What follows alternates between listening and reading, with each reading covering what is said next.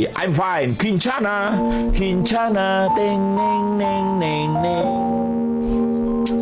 Ku menahan rasa sakit, rasa sakit. Few moments later.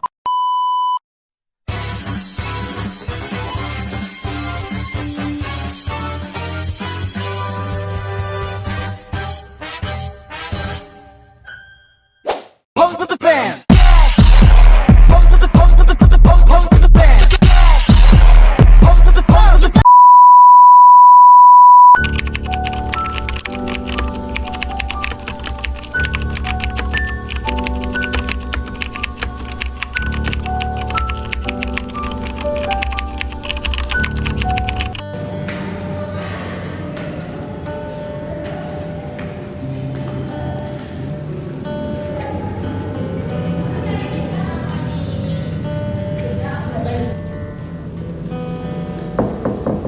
Assalamualaikum. Waalaikumsalam. Misi Bu. Oh iya, saya baru. Saya mau bertemu dengan Bu Mei.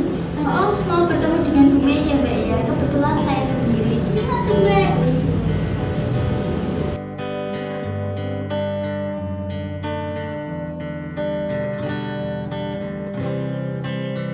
Silakan duduk Mbak. Mbak Galuh, Ibu senang Mbak Galuh itu datang hari ini. Tentunya, bagaimana kabarnya Mbak hari ini? Terima kasih Bu. Sebelumnya saya hari ini sudah merasa cemas Bu. Oh, jadi merasa cemas ya Mbak Galuh. Kalau boleh tahu, Mbak Galuh itu tujuannya kesini mau apa ya? Saya kesini mau konseling. Jadi Mbak Galuh ini mau konseling. Sebelumnya Mbak Galuh apakah sudah pernah melakukan konseling Mbak? Jadi Mbak Galuh belum pernah konseling ya? Ini baru pertama kali ya Mbak Galuh ya? Nah, sebelumnya Ibu jelaskan terlebih dahulu ya Mbak Galuh. Pertemuan kita hari ini itu disebut sebagai konseling. Dan konseling itu sendiri adalah proses pemberian bantuan dan tujuannya untuk mengentaskan masalah, yaitu masalah yang dihadapi oleh Mbak Galuh. Jadi apa yang Mbak Galuh rasakan, apa yang Mbak Galuh hadapi, masalah yang Mbak Galuh itu temui akhir-akhir ini, apa yang membuat Mbak Galuh itu merasa tidak nyaman, itu bisa diceritakan hari ini Mbak Galuh. Sebelumnya Mbak Galuh sudah mengerti ya tadi pengertian konseling itu, dan sesi pada pertemuan ini itu berlangsung dari 45 menit sampai 1 jam ya Mbak Galuh. Peran saya di sini itu sebagai konselor yang akan mendengarkan apa yang akan Mbak Galuh ceritakan, apa yang akan Mbak Galuh ungkapkan. Jadi diharapkan Mbak Galuh juga berpartisipasi aktif ya dalam kegiatan konseling ini. Dan Mbak Galuh itu dari partisipasi aktif itu diharapkan Mbak Galuh terbuka dengan apa yang Mbak Galuh rasakan dan apa yang Mbak Galuh alami, itu terbuka saja enggak apa-apa Mbak, boleh diungkapkan semua, dan Mbak Galuh tidak usah khawatir karena masalah yang Mbak Galuh ungkapkan itu akan dijaga kerahasiaannya, karena dalam konseling itu ada asas kerahasiaan Mbak Galuh. Jadi tidak akan bocor sampai orang-orang lain, begitu Mbak Galuh. Jadi sudah paham ya Mbak Galuh untuk pertemuan hari ini. Apakah masih kurang paham Mbak Galuh? Nah, jadi Mbak Galuh sudah mengerti ya tadi. Tadi Mbak Galuh itu mengatakan bahwa Mbak Galuh itu merasa cemas akhir-akhir ini ya Mbak ya. Apakah bisa diceritakan Mbak, apa yang membuat Mbak Galuh itu merasa cemas? Jadi saya itu sedang bertengkar sama teman saya. Ketika itu dia itu berbohong sama saya. Jadi dan berbohong itu mungkin sangat besar, yang membuat saya itu merasa dikhianatin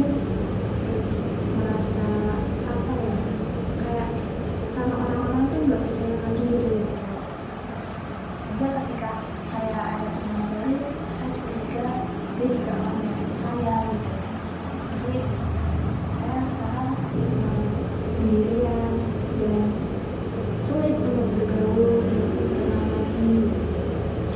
Jadi Mbak Galuh itu faktor yang menyebabkan Mbak Galuh merasa cemas itu pertengkaran ya Mbak, pertengkaran antara pertemanan Mbak Galuh. Apakah bisa diceritakan Mbak Galuh apa yang terjadi selama pertengkaran tersebut? Jadi ketika itu kita lagi ada di kelas. Iya. Kemudian ada sebuah kejadian konflik yang membuat kita itu saling adu argumen, saling menyalahkan, dan akhirnya dari adu argumen itu muncullah kata-kata yang menyakiti hati saya gitu. Dan dari sana saya merasa bahwa saya nggak punya teman lagi gitu loh. Padahal dia itu teman dekat saya gitu. Kok bisa gitu dia saya gitu. Ya, itu pasti sangat menyakitkan ya Mbak Galuh bagi Mbak Galuh. Apalagi Mbak Galuh merasa tidak punya teman ya Mbak ya. Apakah bisa Mbak Galuh ceritakan hal tersebut itu apakah mempengaruhi kehidupan Mbak Galuh sehari-hari? Iya Bu. Jadi kayak saya itu mungkin saya menjalani kegiatan sehari-hari, tapi kayak ya cuma apa ya, sekedar aktivitas aja, saya nggak menikmati kegiatan saya sehari-hari. Kemudian saya ketika ada di kelas atau sedang bergaul di luar, saya merasa kayak curiga gitu sama orang-orang. Saya merasa takut kalau dikhianati lagi, dibohongin lagi, dikecewakan lagi gitu. Jadi apa ya, saya malah jadi kalau saya di kamar tuh apa ya, kayak keinget itu, kebayang itu tuh jadi tiba-tiba ada rasa ngalir, sakit gitu. Ya jadi nggak percaya aja sama orang-orang di sekitar saya gitu. Jadi dari hal tersebut itu sangat mempengaruhi ya Mbak kehidupan Mbak Galuh sehari-hari ini, dan itu sangat berbeda dengan kegiatan sebelum terjadi pertengkaran hal tersebut ya Mbak ya. Apakah bisa Mbak Galuh gambarkan perasaan Mbak Galuh saat itu?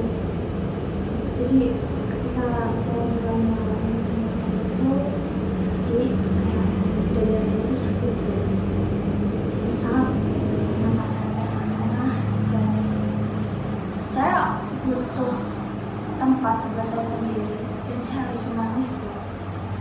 Dan ketika saya menangis, saya pengen teriak yang sekencang-kencangnya, tapi kan saya kuliah di sini, saya di kos itu nggak bisa ya Bu, saya juga banyak malu juga. Jadi ya apa ya, kadang juga dari mungkin kecemasan itu bikin imun saya naik dan ya begitulah Bu. Jadi dari hal pertengkaran yang seperti itu sangat mengubah kehidupan Mbak Galuh ya Mbak ya. Saya turut sedih atas cerita yang Mbak Galuh sampaikan. Terima kasih Mbak Galuh telah menyampaikan masalahnya. Jadi dengan adanya pertemuan kita hari ini tentunya akan mengentaskan masalah Mbak Galuh. Nah, konseling ini kita akan menggunakan pendekatan yang akan mungkin membantu Mbak Galuh. Itu kan pertengkaran dan Mbak Galuh itu sudah merasa seperti trust issue ya Mbak ya sama orang lain. Mbak Galuh sulit untuk mempercayai orang lain, dan Mbak Galuh itu seperti menutup diri ya Mbak ya. Dan mungkin ketika Mbak Galuh itu seperti tidak ada orang yang mendekati Mbak Galuh, itu bisa menggunakan pendekatan yaitu dengan mengubah pikiran-pikiran negatif Mbak Galuh tersebut. Apakah Mbak Galuh setuju dengan pendekatan yang akan kita gunakan pada pertemuan hari ini. Nah, Mbak Galuh sudah setuju dengan pendekatan yaitu mengubah pikiran negatif ya Mbak ya. Semisal ketika Mbak Galuh ini kan akhir-akhir ini merasa seperti terkucilkan. Nah, pikiran itu bisa saja itu hanya pikiran negatif Mbak Galuh. Misal saja suatu saat teman-teman Mbak Galuh itu mengajak Mbak Galuh untuk bersama lagi, kemudian mengajak untuk melakukan kegiatan-kegiatan bersama. Nah, Mbak Galuh bisa menghilangkan pikiran-pikiran negatif karena belum tentu hal tersebut itu terjadi lagi Mbak. Jadi Mbak Galuh sedikit demi sedikit menghilangkan pikiran yang seperti terjadi kemarin karena orang-orang itu kan berbeda ya Mbak Galuh. Tidak semua orang itu sama seperti temannya Mbak Galuh yang telah melakukan hal tersebut sehingga sangat berdampak pada Mbak Galuh. Apakah Mbak Galuh bisa?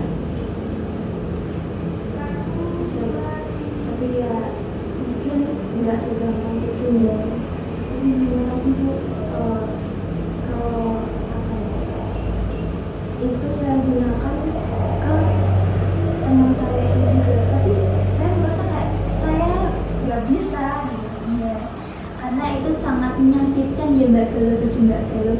Itu mungkin memberikan luka yang sangat dalam ya Mbak ya, apalagi sangat mengubah kehidupan Mbak Galuh yang awalnya Mbak Galuh dapat produktif sehingga sangat berdampak kemana-mana ya Mbak Galuh ya, terutama kehidupan sosial Mbak Galuh itu sangat berpengaruh ya Mbak ya.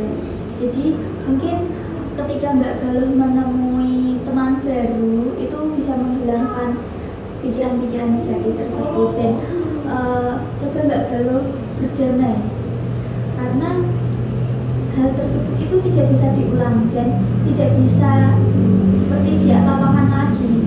Itu sudah terjadi dan itu mutlak, tidak bisa diubah kan Mbak. Coba bayangkan kalau misal Mbak Galuh itu belum bisa berdamai dan kedepannya itu Mbak Galuh susah untuk bersosialisasi, apakah Mbak Galuh bisa? Sama saya pasti perlu sosialisasi. Nah, pasti Mbak Galuh juga perlu bersosialisasi ya. Jadi apabila hal ini berlarut-larut terjadi, itu Mbak Galuh itu belum bisa berdamai, itu pasti akan memengaruhi kehidupan berlanjutan Mbak Galuh ke depannya. Jadi apakah Mbak Galuh bersedia untuk menerima dan mencoba berdamai dengan semua ini? Bersedia ya Mbak Galuh ya. Jadi tadi Mbak Galuh sudah setuju dengan menghilangkan pikiran-pikiran negatif, kemudian Mbak Galuh itu bisa mencoba berdamai, itu Mbak Galuh sudah mau ya. Jadi dari sesi pertemuan ini kita sudah menemukan ya Mbak ya, apa yang harus Mbak Galuh lakukan? Jadi saya harus berpikir sendiri, saya harus menghilangkan pikiran negatif terhadap orang lain. Ya, bagus. Jadi Mbak Galuh sudah menemukan ya jalannya. Dari sesi ini apakah ada yang ingin ditambahkan Mbak Galuh? Tidak. Setelah ini untuk pertemuan berikutnya, hari ini Ibu akan memberikan tugas kecil ya kepada Mbak Galuh untuk mencatat pikiran-pikiran negatif yang muncul lagi dalam kehidupan Mbak Galuh ini. Mbak Galuh bisa mencatat sedikit demi sedikit yang mungkin muncul lagi, itu dicatat. Nah, untuk bahan evaluasi, dan kita akan bicarakan ke depannya pada sesi konseling berikutnya. Begitu ya Mbak Galuh. Apakah bersedia untuk melakukan tugas yang Ibu berikan? Bersedia. Ya, baik. Jadi konseling hari ini itu sudah selesai, dan apakah Mbak Galuh sudah merasa terbantu dengan proses konseling hari ini? Saya merasa sudah menemukan dengan benar. Ya, bagus Mbak Galuh.